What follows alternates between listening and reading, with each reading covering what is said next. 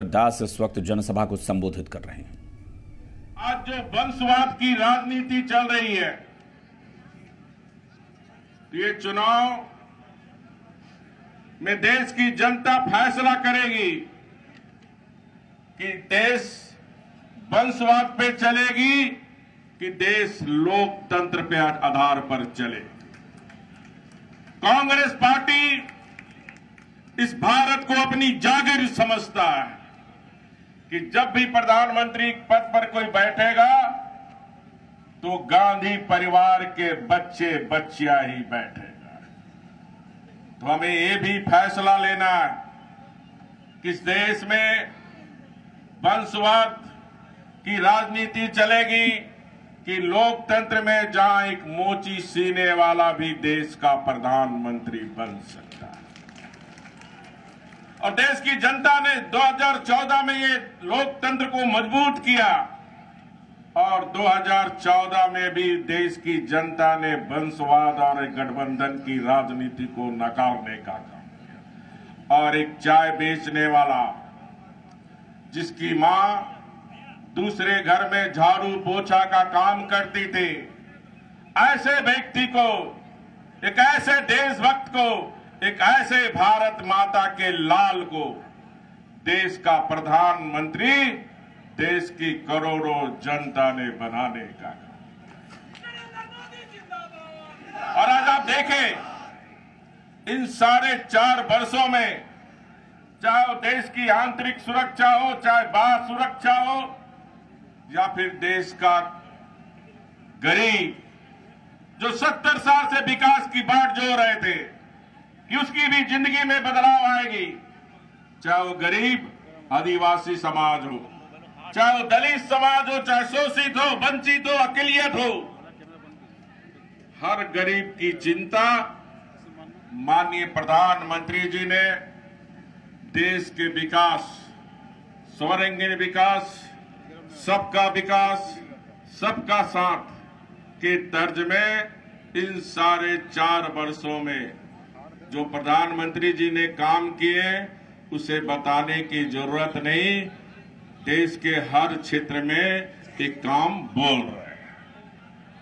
देश की जहां तक हम आंतरिक सुरक्षा की बात करें, बाह्य सुरक्षा की बात करें, मैं पिछला आपको याद दिलाना चाहता हूं। 2004 और 2014 10 वर्ष ये जो आज गठबंधन बना रहे हैं, महागठबंधन, इसकी सरकार थी कांग्रेस के नेतृत्व में, डॉक्टर मनमोहन सिंह के नेतृत्व में। इन 10 वर्षों में क्या होता था?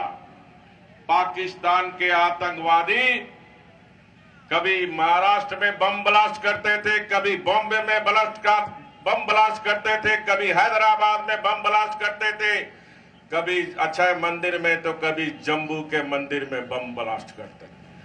और हद तो हो गई थी पार्लियामेंट में भी बम ब्लास्ट करते। लेकिन इन कांग्रेसियों की हिम्मत नहीं होती थी कि पाकिस्तान को मुंह तोड़ जवाब दी जाए। पहला बार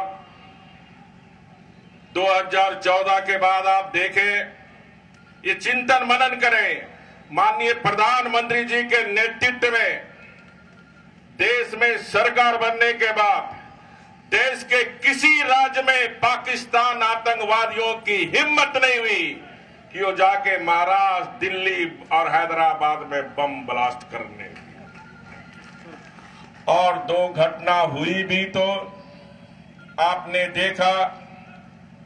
29 सितंबर 2016 किस प्रकार उरी में हमारे सेना के जवान पाक अधिकृत कश्मीर में घुसकर आतंकवादियों को मारने का काम किया, आतंकवादी अड्डे को ध्वस्त करने का काम किया।